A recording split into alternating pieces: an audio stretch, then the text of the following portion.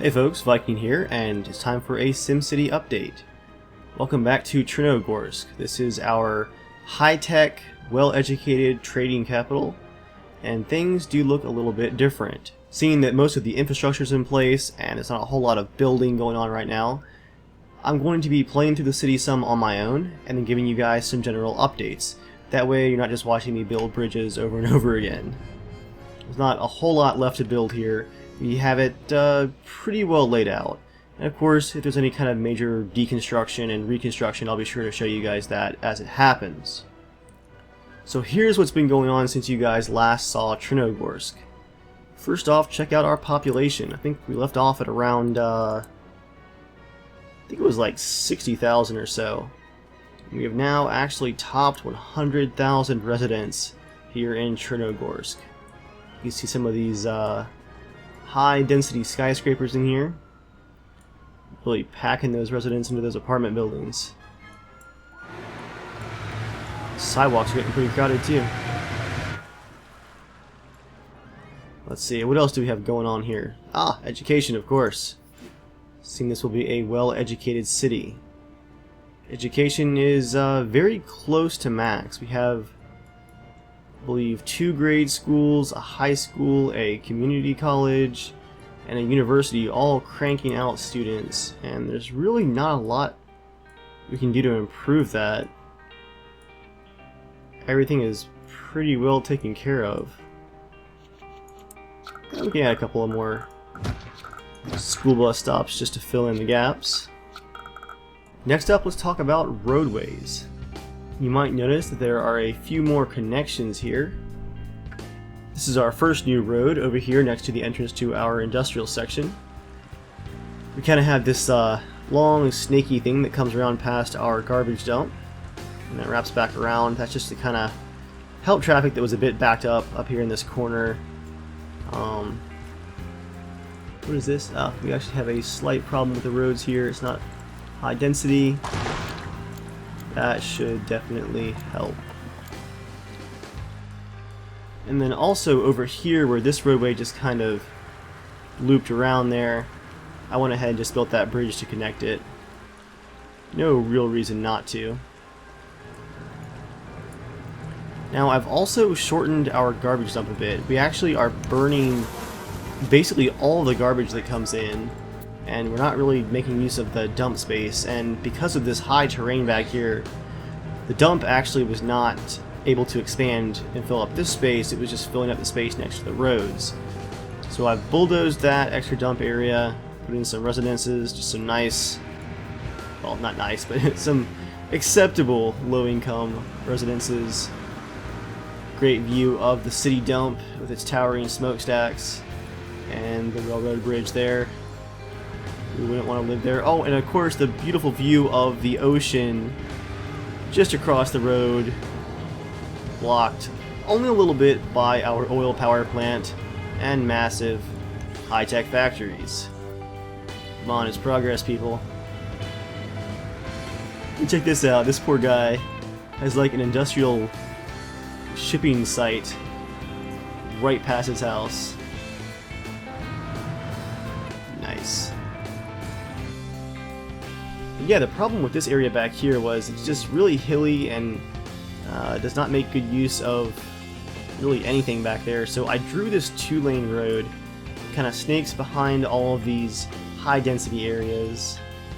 It actually connects and goes around our ridiculous railroad trestle here and then wraps back around it all the way to here. And you'll notice that most of the traffic is still using our avenue, our 6-lane avenue here, and that's what I wanted, and that's why this is still just a 2-lane road. Being 2 lanes, in some of the recent patches they've made some changes to the traffic flow, and Sims will actually pick this high-density avenue to move more quickly around the city, whereas people who need to get back here can use the 2-lane road and know that they can do so. If traffic starts to back up, like here you see at the stoplight it's starting to back up, people will realize that that's happening and they'll take the shortcut even though it is only 2 lanes. Ambulances and fire trucks and other kind of service vehicles can also use that 2-lane road as a shortcut, and actually bypass a lot of the traffic here on the main avenue completely, and that's pretty cool. If I could rethink this area back here, I might have wanted to draw 2 avenues, one right along the bottom of the ridge there and one almost in the water, but probably would not have helped us much. This is just not a great piece of land to work with. Very, very hilly. All you can really do with it is draw roads. Traffic has stayed pretty decent, actually. It doesn't get super backed up, even during rush hour. And most of the time everyone's able to go and come as they please. One thing that has changed in a recent patch, let's look at the region here. This is a 16 city plot region, and as you can probably tell by some of the blank spots, some of these cities are hardly glitched. And when I say some of these cities are glitched, I mean to say that almost all of these cities are entirely glitched and will no longer load. This region dates back to early March. It's one of the first regions that myself and Yakko started in SimCity, and yeah, these cities are basically just gone. As patches came out, they would just refuse to load. I believe the only city that I can get to load with any kind of consistency is actually New Tokyo over here. And what this means is, because these other cities are not providing tourists, the tourism here in Chernogorsk has almost stopped completely. Let's take a look at our tourism. Yeah, there are actually hardly any tourists at all in the city right now. And they're all in hotels. Let's look at our data here. Yeah, we had 15 total tourists yesterday. And you compare that to what it was in previous episodes, and as I started out this series, you know, we were getting thousands and thousands of tourists. Our train stations were just totally packed and overflowing. We were making tons and tons of money off those tourism sites. And now that the region is glitching, it's just all drying up. It's almost entirely gone. So what I'm actually going to do is I'm going to go ahead and just remove our landmarks, because there's no point to it. The tourism is broken, and this is something that I've seen in multiple regions now. The longer that you play a region, the glitchier it gets. Tourism is usually the first thing to go, and then eventually, if you have cities that depend on water services or electricity from different cities, those cities will crumble because there's no support infrastructure. And in my opinion, that issue of regions glitching, along with the kind of just base simulation bugs that are still going on in the background of this game, are two of the main things that are really hurting it. Once again, you've got great foundation for a game. It looks great, it just does not function like it should. So let's go ahead and just deal with it for now. We'll go ahead and bulldoze our tourism sites. Yeah, this train station is only getting 278 passengers per day, whereas before we were getting just thousands and thousands. We'll go ahead and bulldoze this tree line here. Bulldoze that park and ride. None of that is needed anymore.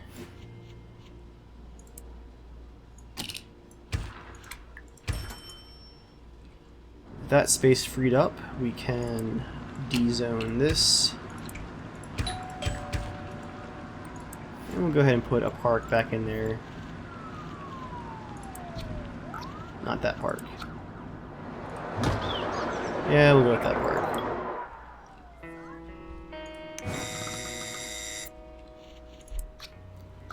This building actually needs a park too. There we go. Well, that takes care of our tourism issues. Next up, let's talk about strides that I've made in kind of guiding the city away from just earning money and getting it to where you guys requested that it go, and that was the high-tech, well-educated trading city. And you'll notice that down here in kind of the lower district, some things have changed. I've kind of scaled back this oil well. It had reached across the road here and was getting quite large, and I cut about half of it away to make room because it was time to focus less on just getting some income for doing all of my infrastructure and road building and all that sort of thing, and moving towards actually getting some high-tech stuff going on. So I've scaled back the oil well. It's still pumping out a lot of oil. That's 3,500 barrels per day, and that's still earning us plenty of money here. Crude oil is still worth about $8,000 a load there as it heads out. But you guys will probably also notice down here in the lower section of the city, there are some new buildings, and here is how this works. Being a high-tech city, we have plenty of well-educated citizens, so it was time to put them to work. I built a processor factory, and this particular factory has replaced that area where the oil well used to extend. Currently it has 2 lines going and cranking out CPUs. And thankfully there was enough room in this little section to add some apartment buildings to pack in some workers as well. The factory is costing us about $1,100 per hour. Now, you can't just place a CPU factory and expect to get money off of it. To actually make these CPUs to export for a good chunk of money, you need resources. In this case, we need to have alloy and plastic to manufacture our processors. So how do we get alloy and plastic? Well, the most straightforward solution, and also the worst solution, is to put some alloy and plastic storage areas here at your trade depot, and then import that raw material at a massive cost.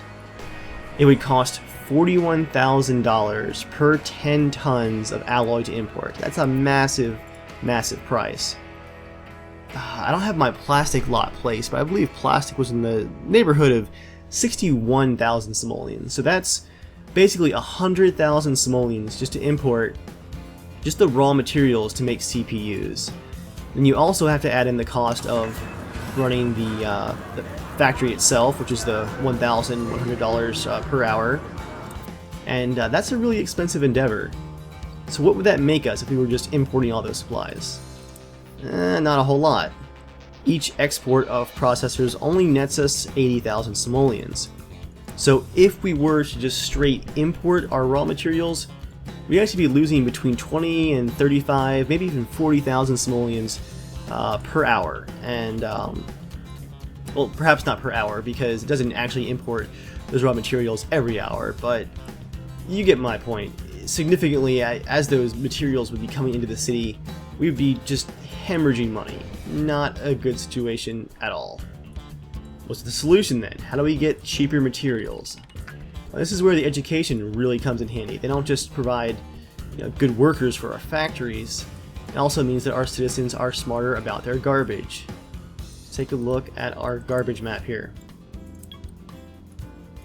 Okay, looks like collection has not started yet, so we're actually not seeing anything on here, but once garbage starts to build up, what you would see is a bar graph of brown garbage, just straight trash that people are throwing out.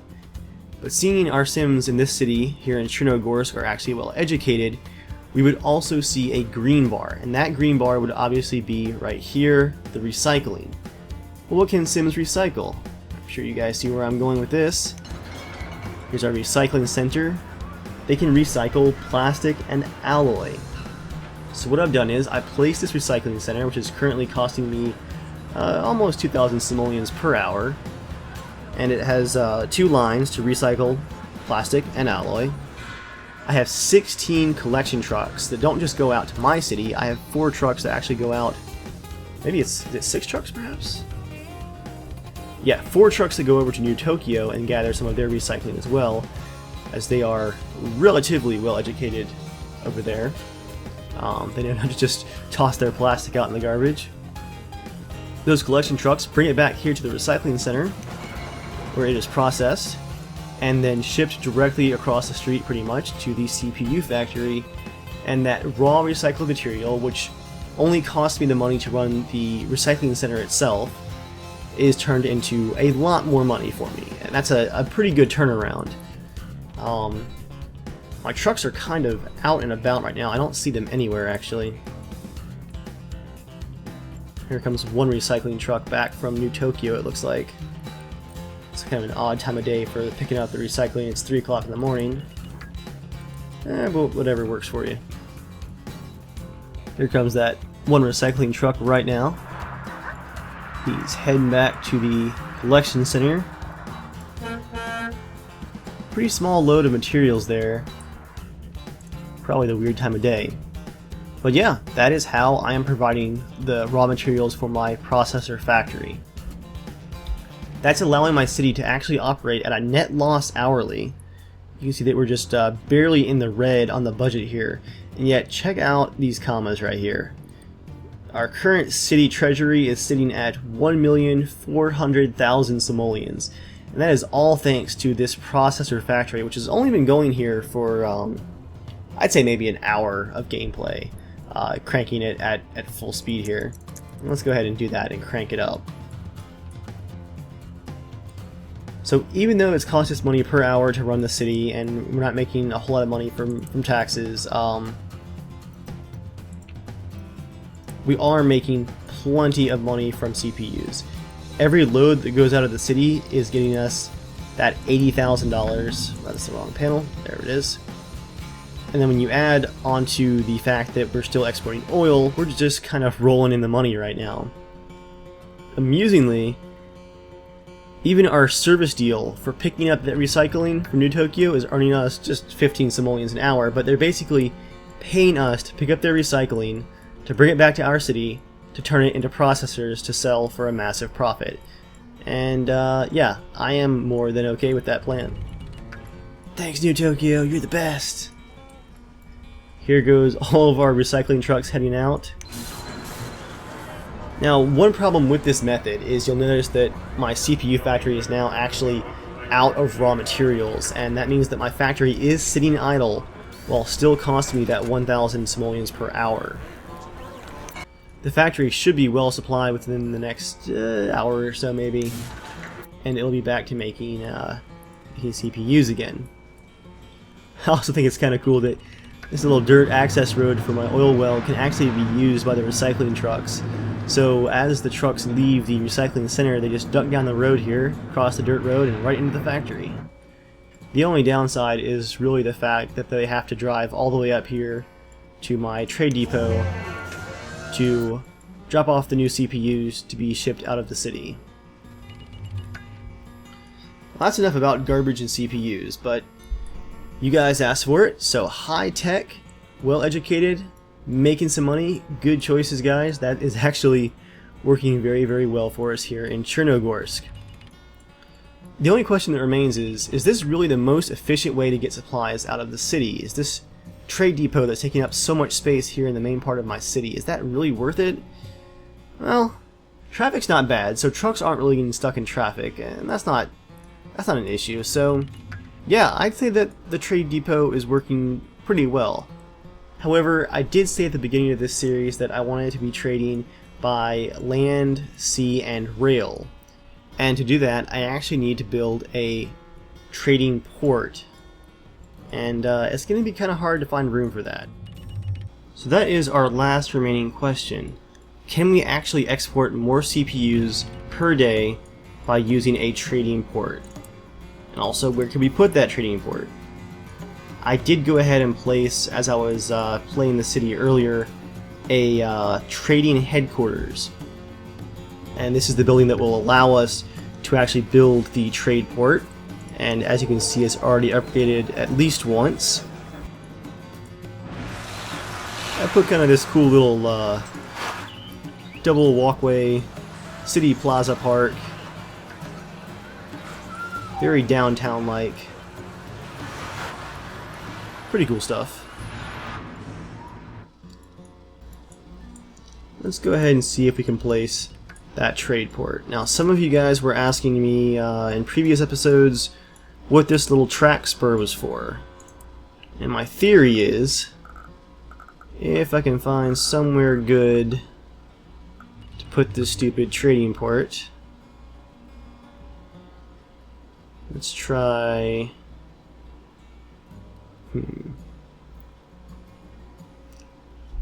Let's try right here. We're gonna add. We add a cargo ship dock. Actually, that's going to be an issue with the dock. Let's actually not put that there.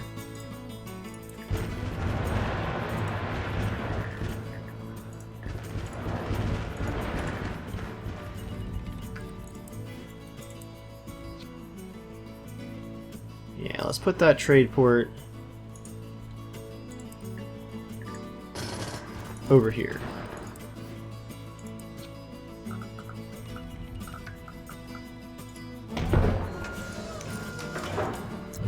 Now, can we place the dock? Yes, yes we can. Put a dock there, and we'll put a freight rail terminal. Let's bring it actually back in some.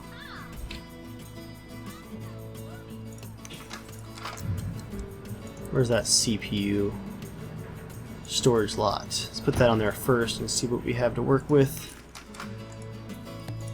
Export CPUs, as well as the freight that we have.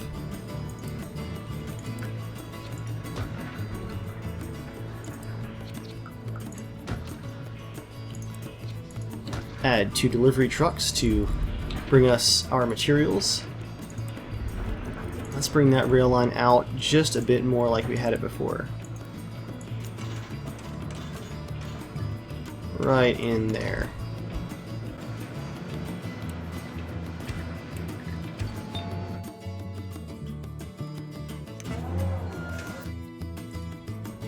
Ah, we already have CPU deliveries. That's exciting. Before they go nuts building factories down here, let's go ahead and get that freight rail terminal up. There we go. Hey, we can actually fit a small factory right there next to the terminal. That's a steep retaining wall, but that actually worked out really well. So there is our trading port, which has the ability to trade by sea and by freight rail. It also means that we can actually cut back on this one up here. And you know what? We're going to do crude oil as well.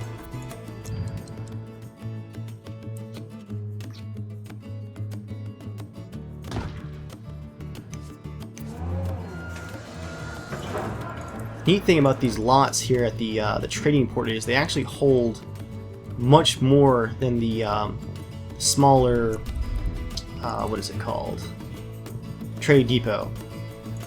Just as an example, the processor storage lot here on the trading port holds 10,000 crates of CPUs.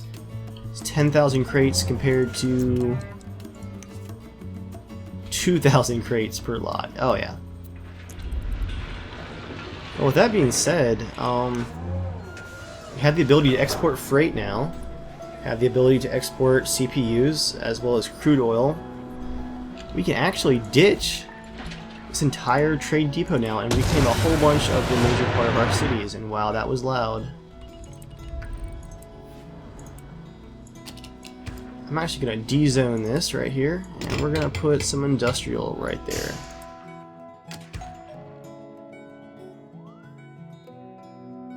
These roadways were not actually well measured, it looks like, because they're actually wider than they should be.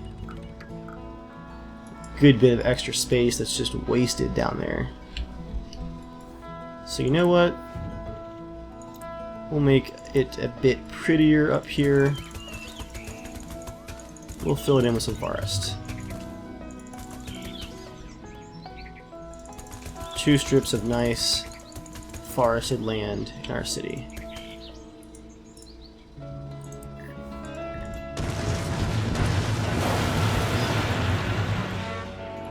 There we go.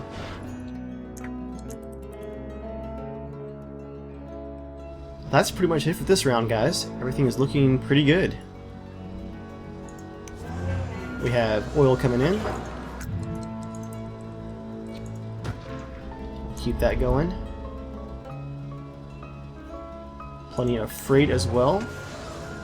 Plenty of room for more freight. And we can always keep expanding if we really need to. But for now, that's a pretty decent layout. Not bad, guys. I think you guys had some pretty great ideas, and it's actually working really well together.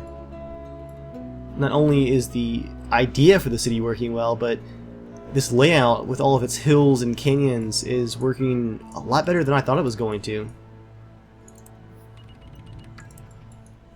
One last thing to check. Do we need to import any kind of materials? Are we making enough CPUs? I think we're actually doing okay. You know, we're not making as much profit as before because we are losing more money per hour. But still, the cost of producing these processors is only costing us the hourly amount for the factory and the recycling center. There's no cost of importing those raw materials. And yeah, I'm not going to walk away from that. I'm not going to try to import any kind of ridiculous amounts of materials just to increase our export capacity of CPUs. I think that where we are is a good point to be. Well guys, at this point I think I'm going to call this city complete. We've met all of our goals, and the city is running quite well. If you guys have more that you want to see from Chernogorsk, drop it in the comments, let me know. Until next time, thanks for watching, and I'll see you guys on the next video.